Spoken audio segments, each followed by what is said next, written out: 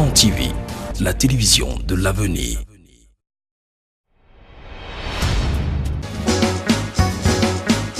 Champ Press Coffee.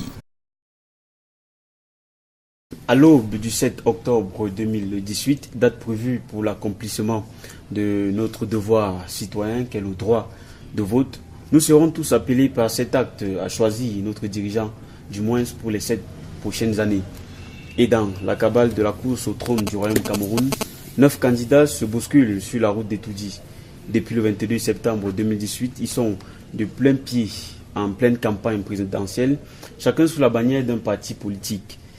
Mesdames et messieurs, l'acte 3 de Champ Press Coffee de ce jour nous permet d'effectuer une incursion dans la représentation départementale du mouvement pour la renaissance du Cameroun, MRC. Comme invité, le docteur Christian Folefac, qui est le secrétaire de la fédération départementale du MRC dans la Ménois. Avec l'homme politique, nous échangerons avec le collectif des journalistes présents pour le projet de société de son parti pour le compte du mandat présidentiel convoité par son parti. Retrouvons-nous dans quelques instants pour le début des hostilités.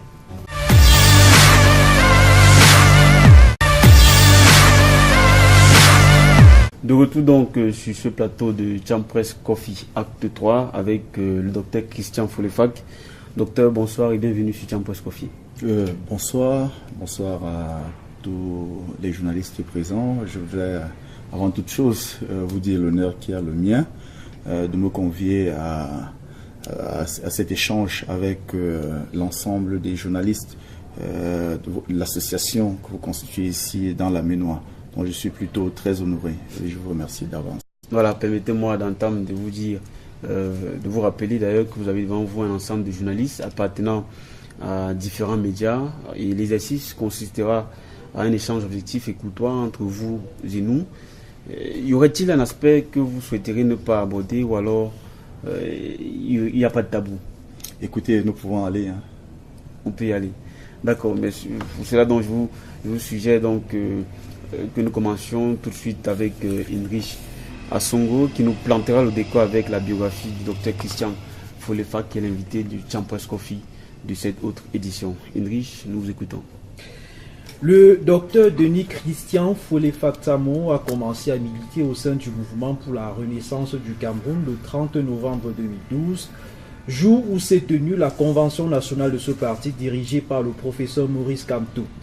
Au lendemain de cet événement, la hiérarchie du parti le désigne secrétaire de la fédération départementale pour la Ménois, un poste auquel il est confirmé en 2014.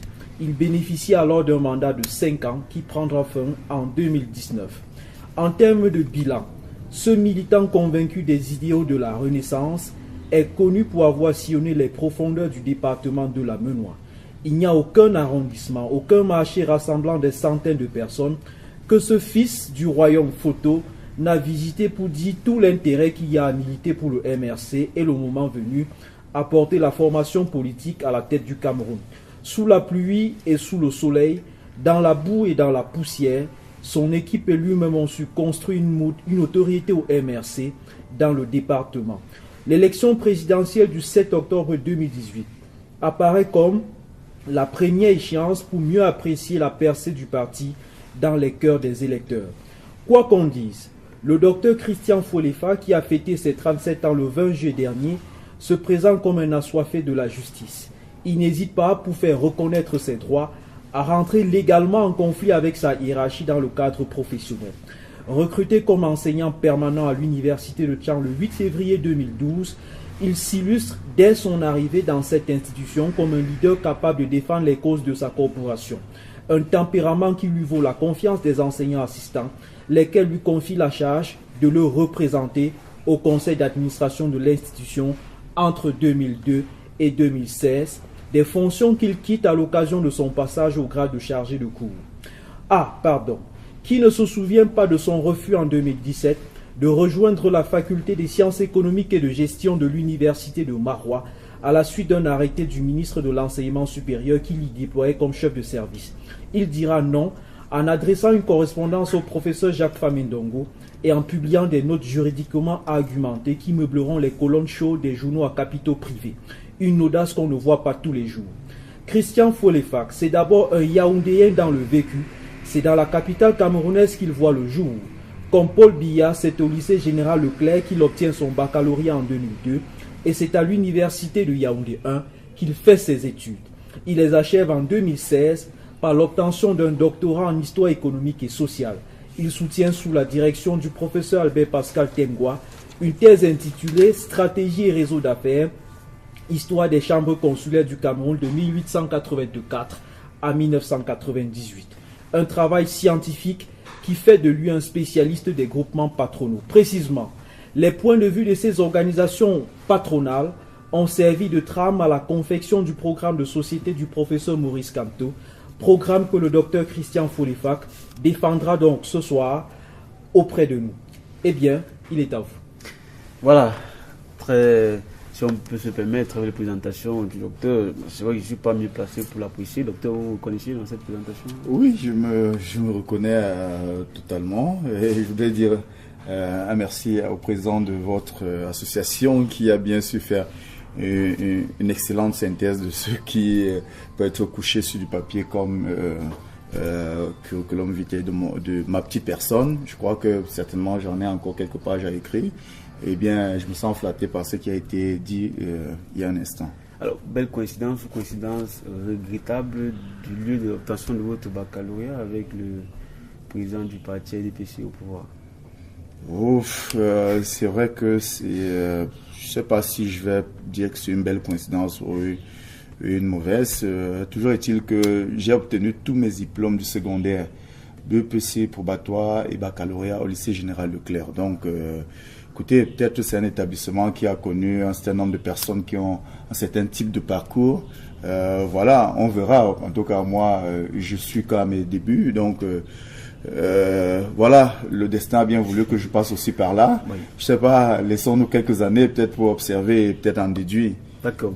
Alors, commençons tout de suite avec les questions des uns et des autres. Et je rappelle qu'on parlera de la campagne, comme elle se déroule à l'heure actuelle dans le département de la Maine-Ouest.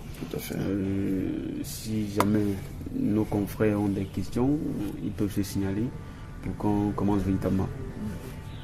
On commencera par M. Momo Kana, journaliste et propriétaire du site internet sinota.com. Merci Président, merci M. Ouattara de me donner la parole. Je voudrais demander à M. Christian Folefak de nous dire un peu les motivations qui amènent le MRC à ouvrir sa campagne dans la Maine-Ouest par une conférence de presse qui présente effectivement des missionnaires d'autres partis, notamment les démissionnaires du PADEC et du RDPC. Les motivations, je ne sais pas comment, de quel bout prendre cela, mais je dois vous dire que en matière politique, nous sommes généralement face à ce qu'on appelle des stratégies. Si tout le monde commence par un grand meeting, je crois qu'il y a problème quelque part lorsque tout le monde adopte la même démarche. Nous, au MRC, particulièrement pour ce qui est de la Maine-Ouest, nous avons réfléchi et mûri l'ensemble de nos stratégies. Il était question pour nous, d'abord, pour répondre aux préoccupations d'un certain nombre d'internautes qui estimaient que, effectivement, le président du PADEC avait emporté, si je peux utiliser l'expression, avec lui dans le G20 tous les militants de son parti politique. Et nous, qui avions jusque-là déclaré que nous avons dessouché ce parti politique-là dans la Maine-Ouest, compte tenu de ce qu'il s'agissait quand même. Le département de la Maine-Ouest, et peut-être plus précisément encore l'arrondissement de Kony, constituait le gros de ce parti, et que depuis 2013, compte tenu d'un certain nombre de paramètres, de pesanteurs, de difficultés, de problèmes que rencontraient les militants de ce parti politique qui se reconnaissaient davantage au mouvement pour la renaissance du Cameroun, le MRC du président Maurice Kamto, ils étaient déjà, pour la plupart, peut-être les 3/5e militants du mouvement pour la renaissance du Cameroun. Donc, nous avons dit qu'il était question non pas de surprendre nos militants et nos sympathisants par des visages inconnus ou des visages qu'on reconnaissait plutôt d'un certain nombre de formations politiques, mais de présenter ces acteurs-là afin qu'officiellement tous soient déjà informés de ce qu'il s'agit plutôt des militants convaincus désormais du mouvement pour la renaissance du Cameroun, plutôt que de ceux qui s'étaient présentés par le passé comme étant des militants de ce parti. Donc, nous avons préféré ouvrir cela à notre manière à nous, parce que stratégiquement, nous avons pensé que c'était la meilleure façon pour nous d'entrer dans l'arène pour ce qui est du département de la Ménois. Avant, c'était une question qui viendra peut-être un peu ajouter sur celle de M. Moukana. Est-ce que cet acte, je peux me permettre l'expression, d'exode militantiste vous rassure quant au pourcentage de l'électorat aux prochaines échéances? Écoutez, nous en politique, il est davantage question d'additionner. Il est clair que nous savons tous que dans l'urne, on est seul face à sa conscience. Mais au moins pour la symbolique publique, lorsque nous additionnons, nous avons cette ferme conviction-là que si cela déteint dans l'urne, évidemment que si nous comptions avoir une voix, certainement avec l'avènement d'une autre personne, ça fait deux. Donc, pour le reste, nous faisons ce que nous avons à faire. Le reste, chacun sera face à sa conscience dans l'une. Donc, mais il me semble que cela n'arrive pas à tout le monde, cela n'arrive pas tous les jours sur la scène politique. Donc, additionner publiquement, c'est aussi un coup politique. Vous direz avec moi, lorsqu'un leader, un coordonnateur national d'une formation politique qui a eu en 2013 45% lors d'une élection législative et municipale dans un arrondissement, vous direz avec moi que lorsque tous vous présentent une liste de 200 personnes avec des contacts téléphoniques, vous avez plus de 25 responsables occupant des postes de responsabilité qui viennent avec vous. Pour un parti politique qui a de très modestes moyens et qui reconnaît n'avoir soudoyé personne, j'imagine que chacun porte ses convictions et se dirige où il sent qu'il peut le mieux les exprimer. Donc le MRC a été pour cela l'endroit le plus à même d'accueillir ceux-là dorénavant, compte tenu de ce que leur principal champion avait changé de camp, avait totalement dévié. Donc nous ne pouvons que nous réjouir et espérer que le reflet sera palpable, observable lors des échéances de l'échéance du 7 octobre 2018. Voilà, monsieur le secrétaire départemental, sachant que depuis quelques mois déjà, vous avez organisé des mini-meetings, si je peux les appeler ainsi, dans les coins et recoins du département de la Ménois. Est-ce que c'était en quelque sorte une pré-campagne, sachant que les 2 semaines qui vous êtes consacrées pour la campagne électorale proprement dite peut être insuffisante pour sillonner tous les coins du département de la Ménois? Et aussi, quelle est la stratégie que vous adoptez pour couvrir du moins la totalité des villages dans le département de la Ménois? Ok, je vous remercie pour vos questions. Je dois vous dire que plus précisément entre le mois de mars et le mois de juin, nous avons effectivement, il faut les appeler ainsi, tenu 30 mini-meetings dans l'ensemble des villages du département de la Ménois. Il s'agissait plus précisément d'aller dans tous les marchés du département de la Ménois qui comptent. Tous les marchés de tous les grands groupements qui comptent. Il n'y a aucun seul marché que nous n'avons pas parcouru. Je dois dire que si nous comptions même certaines escapades, en fait certaines pauses, des escales que nous avons menées ça et là, je crois que nous avons fait un peu plus. Effectivement, le temps de 2 semaines, quel que soit le type d'élection en cours, est très réduit pour parcourir même un arrondissement, s'il faut faire quartier par quartier, s'il faut faire maison par maison, c'est très petit. Il faut donc vivre. L'autre raison, et c'est la principale d'ailleurs, était de montrer aux Camerounais qui ont pris l'habitude de dire que le MRC est un parti des réseaux sociaux, que c'est un parti qui ne séjourne que sur la toile. Nous voulons leur montrer qu'en fait, le MRC n'est pas ce qu'ils ont toujours pensé, ce qu'ils ont toujours dit, mais c'est un parti politique qui va dans les fins fonds des villages pour rencontrer les populations, que c'est un parti qui maîtrise le terrain. Donc, nous parcourions non pas seulement pour rencontrer les mamans et les papas, nos parents en tout cas, dans ces marchés, mais surtout pour installer nos unités. Donc, c'est ce que nous avons fait. Effectivement, c'était en prélude à ces échéances parce que il est difficile en 2 semaines de refaire le même parcours. Cela est financièrement, énergiquement, bref, c'est intenable pour un être humain en 2 semaines de refaire tout ce parcours. C'est ça que nous avons fait cela. Maintenant, pour ce qui est de la deuxième question concernant les stratégies, je dois dire que nous avons mis sur pied plusieurs stratégies à la fois qui tiennent compte de nos moyens parce que nous voulons mener la campagne qui correspond à nos moyens, des moyens physiques, des moyens financiers, des moyens stratégiques. Donc, et celle-là, je crois qu'elle est observable. Vous allez constater que en dehors du parti politique qui occupe pratiquement tout l'espace d'affichage, celui qui vient en second, c'est le MRC. Je crois que si je parle tout modestement, en tout cas, vous êtes à l'extérieur, comme vous l'observez. Donc, c'est l'une des stratégies. Et nous allons monter en puissance progressivement en termes d'affichage, en termes de visibilité, en termes de distribution de nos gadgets. Donc, vous allez voir cela. Ça, c'est une de nos stratégies. La seconde est de quadriller, parce que c'est la stratégie même nationale du mouvement pour la renaissance du Cameroun, de quadriller l'ensemble des zones qui sont à la fois divisées par département, mais par arrondissement, par village, par quartier et par secteur. Donc, avec des chefs d'équipe. Nous sommes en train de le faire parallèlement, parce que les équipes sont multiples. Nous avons la chance, au moins nous, au MRC, de disposer d'un ensemble de volontaires. Pour moi, je suis particulièrement fasciné par cette générosité des Camerounais qui demandent du changement et qui se mettent à disposition pour être déployés sur le terrain. Donc, l'autre stratégie consiste à aller justement vers la population où elle se trouve. Et je dois vous dire, j'ai débarqué en courant, vous avez dû l'observer, tout bourreux, parce que je reviens de Fosson-Wenting, où c'était le jour du marché, et je crois qu'il a plu.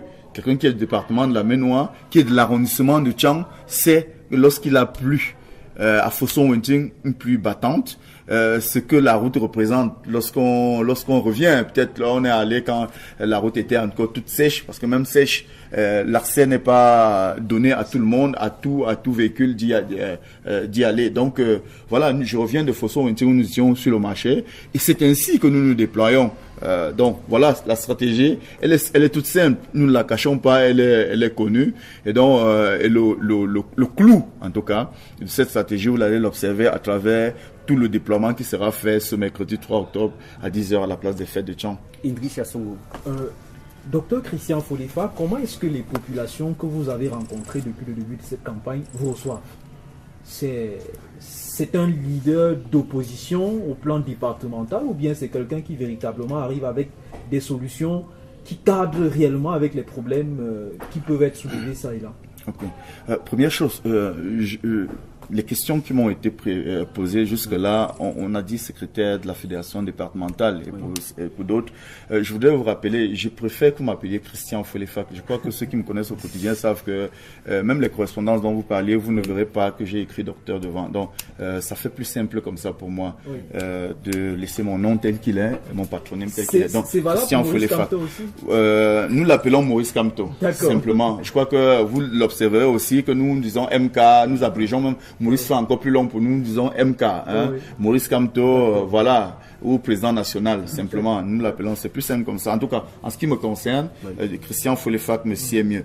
Donc, maintenant, les populations, comment est-ce qu'elles nous accueillent? Moi, personnellement, comment est-ce qu'elles m'accueillent? Je dois dire chaleureusement, parce que nous partageons les mêmes conditions. Vous savez, ce n'est pas quelqu'un qui descend d'un piédestal pour leur parler. C'est pas quelqu'un qui vient le temps de la campagne. C'est quelqu'un qui est au quotidien avec eux. C'est quelqu'un qui leur parle de ce qu'il a l'habitude de leur dire. C'est quelqu'un qui vient leur rappeler, parce que nous avons dit tout tantôt que nous avons mené un certain nombre de campagnes de proximité. Les mini-meetings, nous l'avons appelé ainsi. Donc, c'est quelqu'un qui revient là où il est déjà passé. C'est quelqu'un qu'ils rencontrent parce qu'ils ont déjà rencontré un jour. Donc, les populations sont très accueillantes pour une raison simple. Le discours que nous tenons aussi, c'est un discours connu, c'est un discours clair. Nous ne sommes pas belliqueux. Nous expliquons des choses simples aux populations.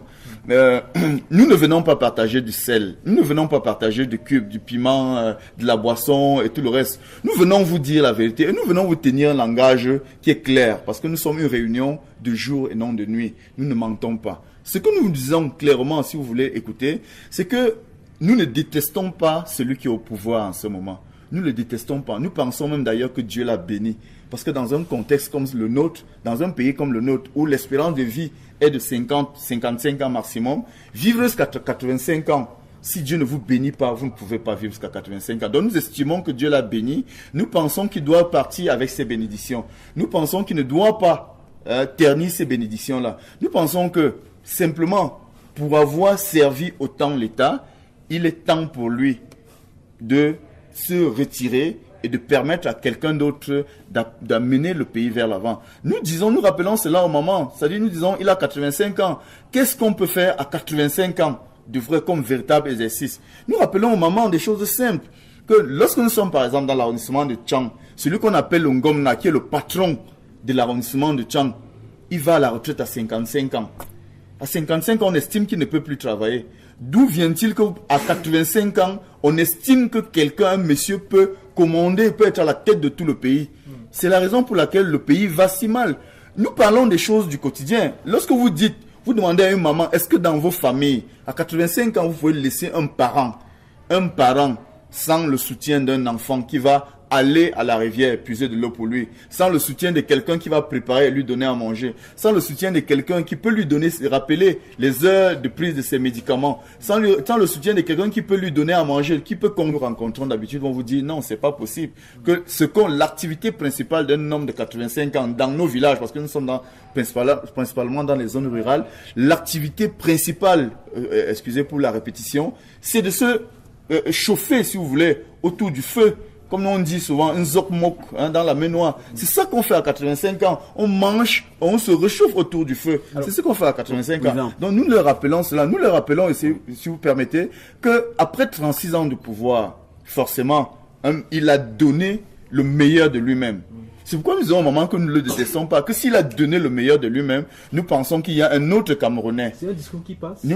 C'est un discours qui passe clairement. Ce n'est même pas notre discours, c'est le discours des populations qui estiment qu'après 36 ans, il y a d'autres Camerounais. Et nous leur présentons le Camerounais que nous estimons être la personne la plus indiquée pour dorénavant faire ce que continuer le travail qui a été fait. Et cette personne, nous présentons également, c'est une personne crédible. C'est une personne qui a de l'expérience, c'est une personne qui a de l'âge, qui a du vécu sur le plan national, tant sur le plan international. Nous leur disons qu'est-ce qu'il a pu faire pour lui-même dans sa propre vie et pour le Cameroun. Nous leur expliquons cela, que c'est pas un tombé du ciel, c'est pas quelqu'un qui se découvre les talents qui veut absolument gouverner. Nous leur expliquons cela et les mamans comprennent. C'est le discours qui passe et c'est clair. Nous sommes dans un contexte où nous disons, écoutez, celui qui est à la tête d'un pays est considéré comme le papa d'une maison. Alors, donc ça veut dire que si les enfants se bagarrent dans les chambres, les enfants s'empoignent dans les chambres, le papa, il doit se lever un jour de son salon pour entrer dans les chambres et dire, mais que faites-vous là? Arrêtez de vous bagarrer, arrêtez de vous empoigner. Pourquoi vous faites cela? Mais si vous voyez un monsieur qui est installé au salon depuis toujours, les enfants se bagarrent. Les enfants en question, c'est le nord-ouest, c'est le sud-ouest. Mais s'il n'arrive pas à venir, mais c'est qu'il est fatigué. Nous réalisons finalement que lorsqu'on grandit, effectivement, on le dit souvent dans nos villages, que lorsqu'on grandit, parfois on devient comme des gamins. Alors, il faut donc des gens pour réfléchir à la place de l'aîné et de l'accompagner. C'est ce que nous disons. Et ce discours, je vous rassure, ce n'est pas le nôtre. C'est un discours réel. C'est un discours qui passe. D'accord. On aura le temps d'entrer dans le projet de société de votre tirage de penalty tout à l'heure, permettez. On va prendre la question de Émile Difo, Radio Yimba. Yes, good evening. My question goes thus. We know the nature and the state of the nation at this hour currently.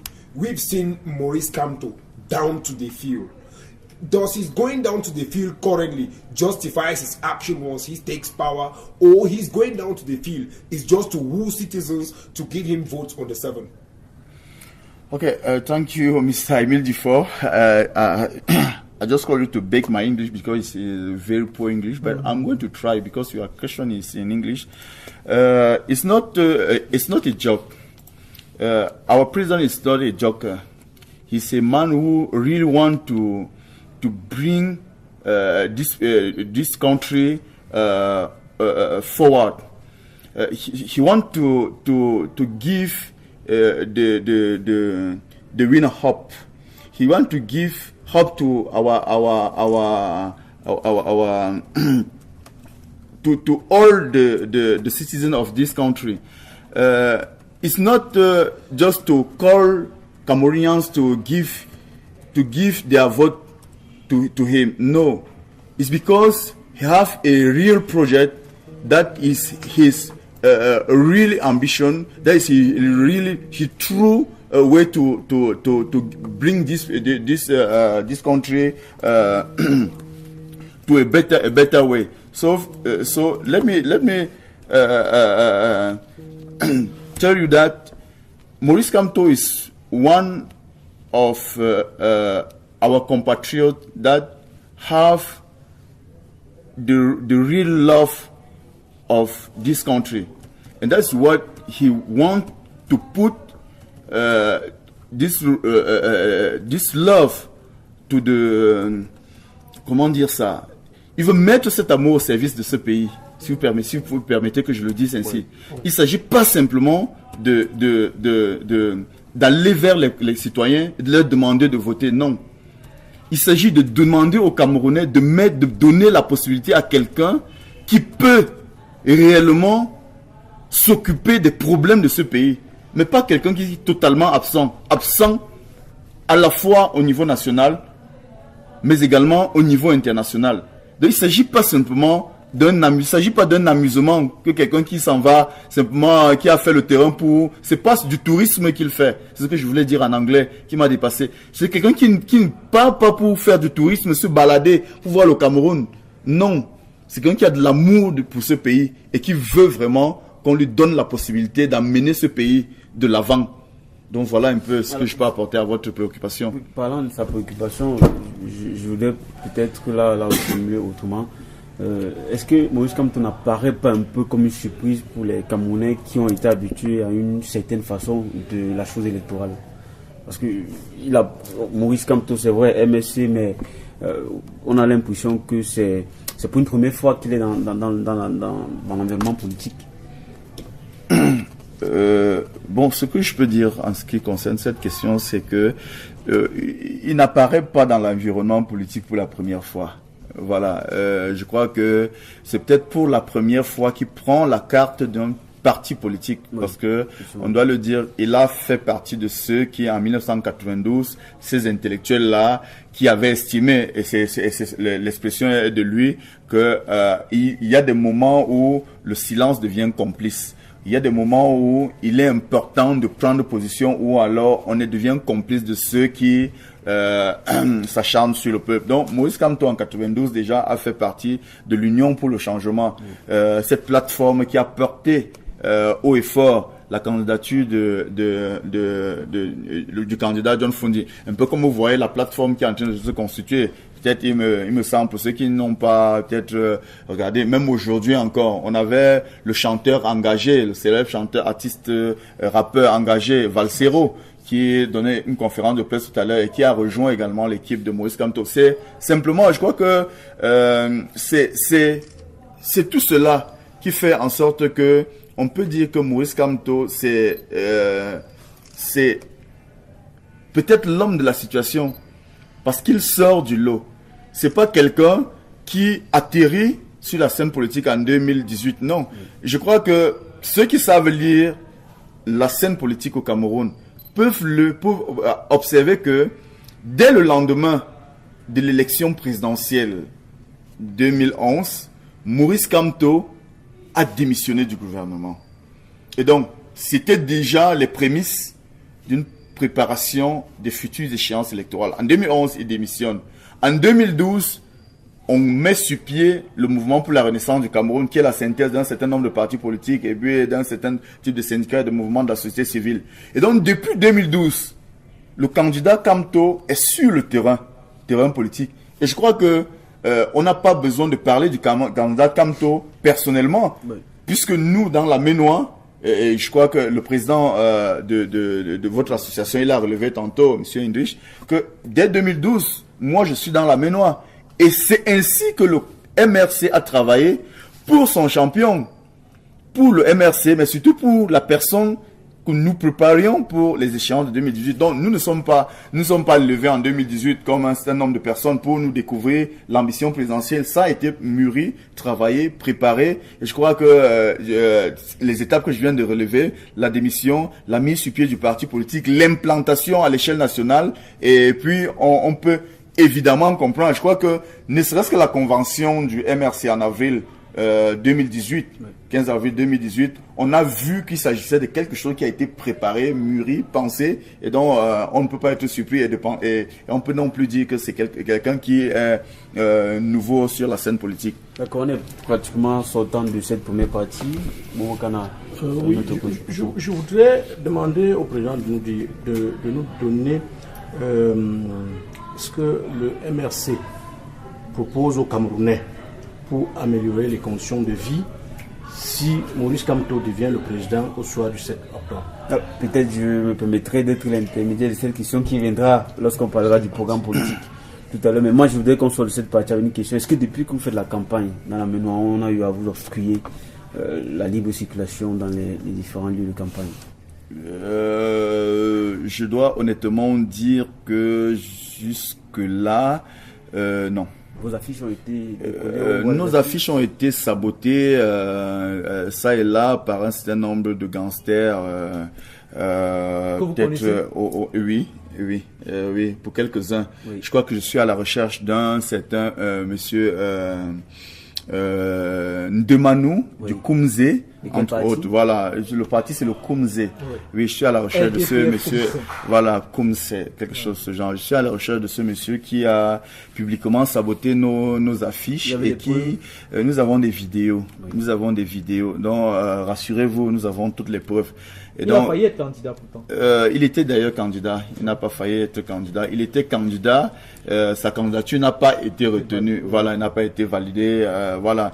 Et il me semble que par la suite, elle a rallié le candidat Paul Biya. Et donc, qu'il en arrive à saboter, à déchirer nos affiches. Je crois que, évidemment, lorsqu'un allié pose un acte,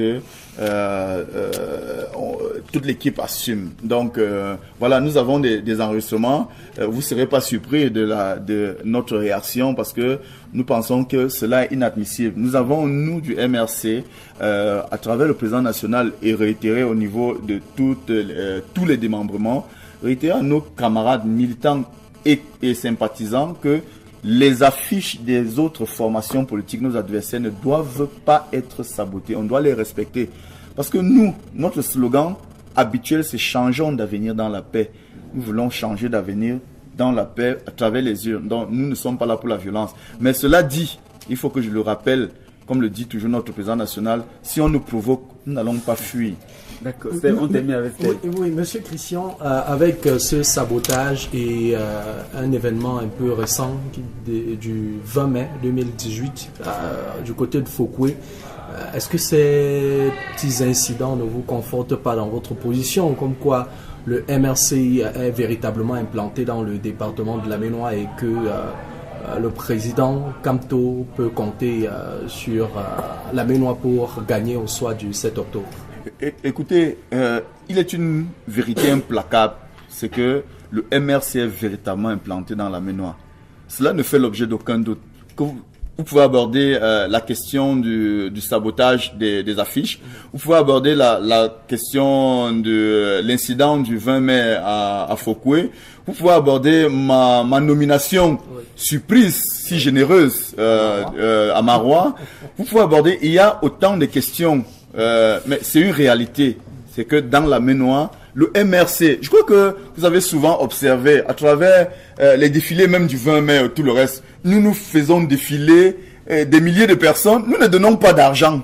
Écoutez, je suis le patron du MRC dans la MENOA. Mais la dernière fois, les jeunes ont voulu se soulever contre cette initiative, je ne vais pas les donner. Mais écoutez, le MRC... Vous ne pouvez pas dire que c'est une initiative de ne pas donner l'argent. Nous faisons la politique autrement. Nous éduquons la population. Nous disons, mais vous venez. Si nous fournissons déjà l'effort, peut-être de produire des t-shirts à quelques-uns, c'est l'effort républicain que nous fournissons pour le changement d'avenir dans la paix, pour l'espoir, pour permettre de grandir un peu en espoir. Nous pensons que c'est un grand effort. Et je crois que c'est pas une vantardise. Vous avez constamment observé nos rangs. Tous ceux qui défilaient chantaient. Moi qui étais à la tête, je crois que vous avez pu observer, tous ceux qui étaient dans nos rangs chantaient. Nous avons demandé à la fanfare d'arrêter le bruit pour écouter ce que nous disons. Parce que nous avions un message à passer. Tous ceux qui défilaient dans nos rangs avaient des cartes d'électeurs. Il faut prendre la mesure. Nous ne faisons pas défiler des badauds. Nous faisons défiler des militants. Tout au moins des sympathisants. Ou quelqu'un vous ne défilez pas dans nos rangs. Et c'était une preuve, leur faire passer à travers avec les cartes de vote. C'est pour vous dire, écoutez, nous n'avons pas payé quelqu'un. Il défile dans nos rangs et il vous présente la carte de vote. Si vous voulez comprendre le message, comprenez-le. Si vous ne pouvez pas comprendre, attendez le 7 octobre. Le vrai message, il va passer. Et ce ne sera que l'échauffement. Parce que lorsque nous aurons fini de placer le président Maurice Kamto a tout dit, alors nous allons nous occuper des échéances locales. Et ça, ce sera très sérieux. Pour tirer le pénalty. D'accord. Allez, mesdames et messieurs, nous sommes sur Tiam Presse Coffee, acte 3, avec Christian Folefac, qui est le secrétaire de la fédération départementale du MRC, Mouvement pour la Renaissance du Cameroun, ici même dans la Menoire. Et il est donc l'invité de Tiam Presse Coffee. On a terminé pour cette première partie. On se retrouve pour la deuxième partie où il aura à nous présenter le projet de société de son candidat Maurice Kamto.